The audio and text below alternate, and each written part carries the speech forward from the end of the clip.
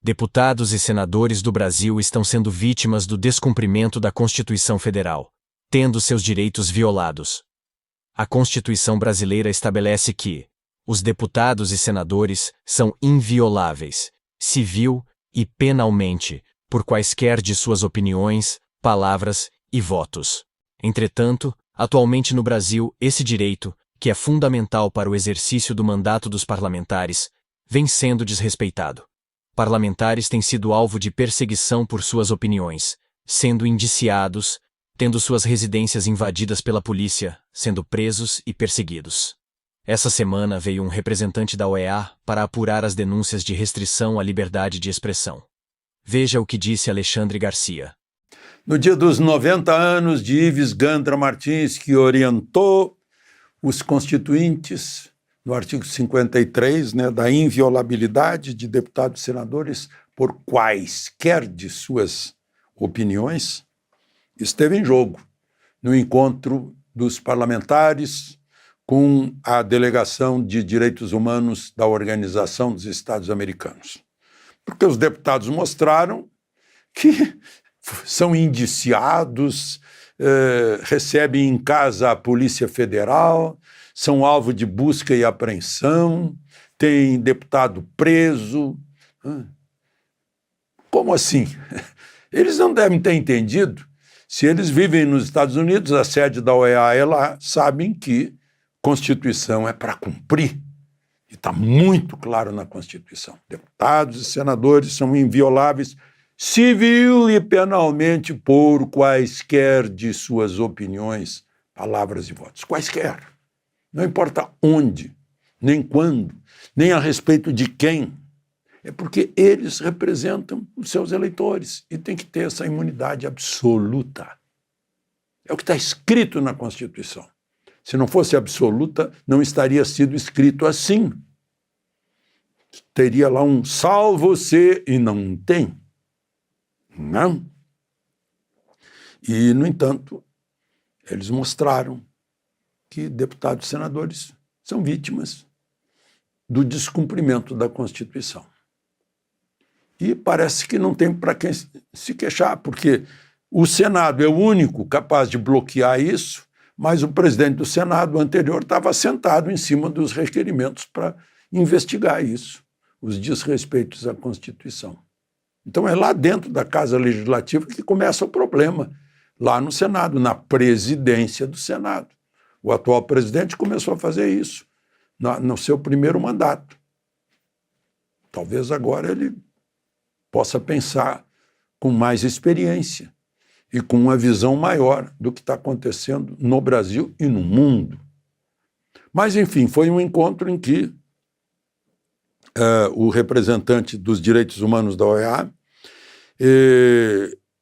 teve que ouvir os depoimentos brilhantes da Bia Kicis, do Gustavo Gayer, do Nicolas Ferreira, do Alexandre Ramagem, do Marcelo Van Hatten, do Eduardo Girão, entre outros. E não foram apenas os depoimentos demonstrando o que aconteceu no Brasil desde 2019, desde o início, desde o primeiro semestre do governo Bolsonaro, desde março, quando o ministro Toffoli censurou e fez censura prévia da revista Isto É, que trazia uma reportagem sobre Odebrecht e o amigo do meu pai. Depois ele, por iniciativa própria, que é uma iniciativa que cabe ao Ministério Público, segundo a Constituição, artigo 127, 129, abriu um inquérito que o ministro Marco Aurélio chamou na época de inquérito do fim do mundo, que inclusive não terminou até hoje, coisa incrível, e entregou a relatoria também sem nenhum sorteio, sem ser aleatório, entregou, nomeou o relator, que também não é legal, Alexandre de Moraes. Eles explicaram isso. Eu imagino um sujeito que mora nos Estados Unidos, nunca viu isso nos Estados Unidos. Ele é colombiano, talvez na Colômbia, não sei se essas coisas acontecem abaixo da linha do Equador, Mas, enfim, Mas a Colômbia está acima da linha do Equador, se não me engano. Não, não está. Peru, Equador, Colômbia, Bolívia. É assim.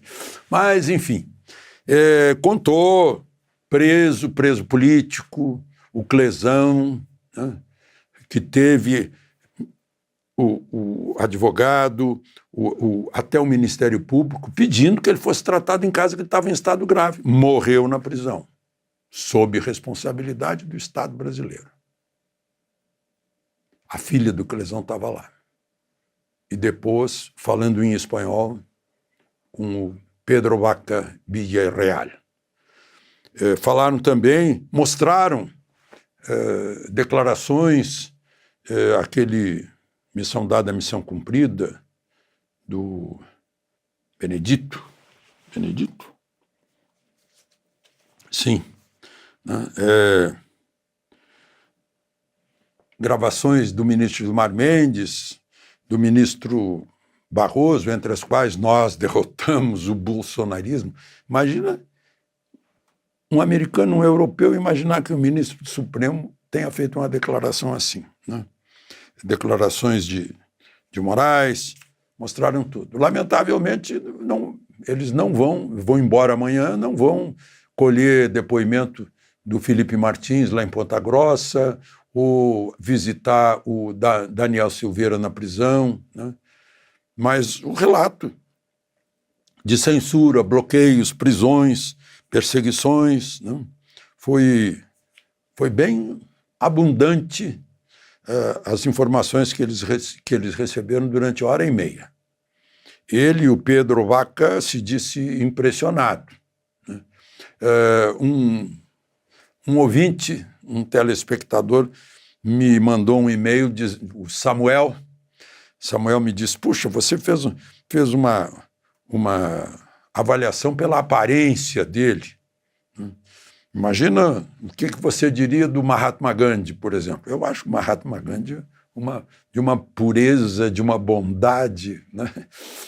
Eu confesso, Samuel, que antes de decidir falar sobre a aparência, eu pensei no cabelo desgrenhado de um gênio, do Einstein. Mas, enfim, vamos ver. Eu continuo cético. Vamos ver o resultado. Eu não antecipo otimismo, e sim ceticismo. Vamos ver o que vai sair da OEA. Tem um fator novo. O Trump, que já mostrou que pode cortar os subsídios que sustentam a sinecura. A sede da OEA lá em Washington é maravilhosa. O pessoal que trabalha lá, tudo bem, né? De repente não vem mais dólar lá para dentro. E aí? Né? Bom, vamos esperar a volta em relatório ou conclusão dos direitos humanos da OEA, que só vieram agora. Essas queixas começaram há anos. Foi uma reclamação que os deputados fizeram. Contudo, o STF já começou a recuar. Parece que a visita do representante da OEA está fazendo com que os ministros revejam suas decisões. Será que estão com medo?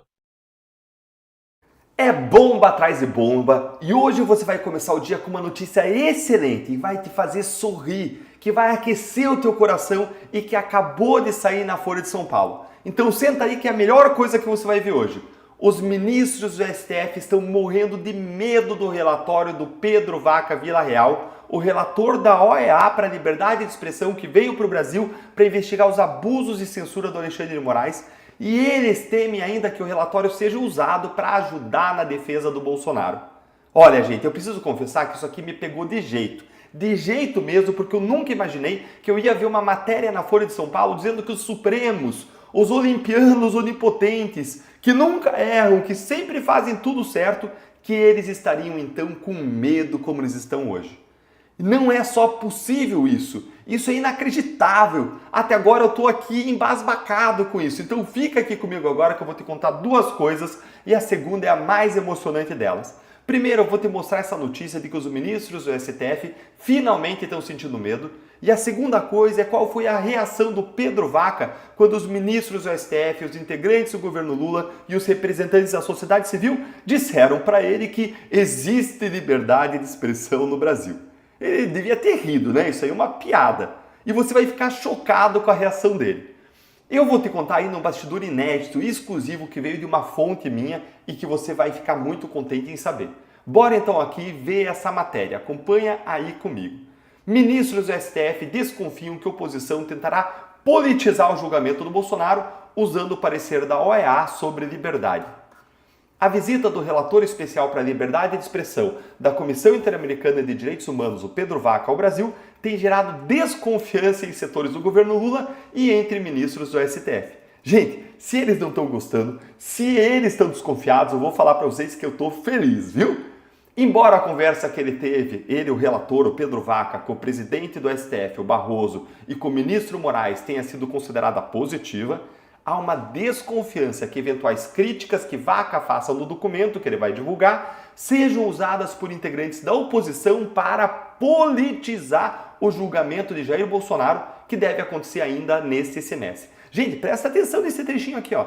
Tem um receio de que as críticas do Vaca à atuação do Supremo, à censura, aos abusos, sejam usadas pela oposição para politizar o julgamento. Gente, que hipocrisia!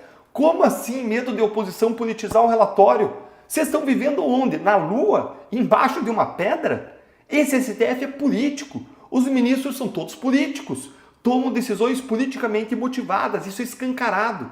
Eles nem têm mais vergonha na cara de admitir isso abertamente. Saiu até na Folha de São Paulo esses dias o Gilmar Mendes se apresentando abertamente em Brasília como agente político da corte. Todo esse caso Bolsonaro é político, a perseguição é política, eles dizem abertamente vencemos o bolsonarismo, o que é uma atuação política, tudo é político nesse caso, e agora então o problema é a oposição politizar o relatório. Façam o meu favor, isso aqui é uma prova de que eles sabem que o relatório vai vir péssimo para eles. É claro, a realidade é péssima, os abusos aconteceram. E agora está aqui a parte mais surpreendente, gente, dessa matéria que eu prometi para vocês no início, mas não é só isso não, eu já vou dar para vocês um bastidor exclusivo. Olha aqui esse trecho da matéria. Integrantes do governo e representantes da sociedade civil que integram o Conselhão conversaram com o Pedro Vaca e afirmam que a reação dele às afirmações de que há liberdade de expressão no Brasil foram protocolares. Protocolares, tinha que dar dado uma gargalhada, né? Porque é uma piada. Agora, olha só isso, gente. Os membros do governo e os representantes da sociedade civil ficaram frustrados, então, com a reação do Pedro Vaca quando ele ouviu deles que existe liberdade de expressão no Brasil. Ele foi totalmente protocolar, ou seja, ele não ficou concordando imediatamente ali, não. Ele ficou sério, poker face, como dizem, deixando o pessoal da esquerda do governo totalmente preocupado, com medo. E agora deixa eu te contar um bastidor inédito que uma fonte minha me contou. Eu conversei hoje com essa fonte e ele conhece o Pedro Vaca, conhece a comissão, conhece a corte, já viu o Pedro Vaca várias vezes e ele me confidenciou que ele viu a reunião, viu a expressão corporal ali do Pedro Vaca e o Pedro Vaca estava totalmente constrangido na reunião com o Supremo. Ele estava encolhido, com o seio da face franzido, com uma linguagem corporal de constrangimento especialmente notada e que ficava ali escancarada para quem conhece ele. E se ele estava assim já na reunião com o STF, gente, imagina então depois, quando o Pedro Vaca veio se reunir com a oposição e a oposição abriu os olhos dele porque está realmente acontecendo no Brasil nos últimos 6 anos. A gente só vai descobrir, claro, tudo isso quando o relatório sair. Mas essa notícia mostrando que o STF, o governo Lula e a esquerda estão preocupados, já diz pra gente tudo o que a gente precisa saber. Vamos esperar o resultado do relatório. Parece que vem bomba por aí. Grato por assistir. Inscreva-se no canal, curta e compartilhe. Fiquem com Deus.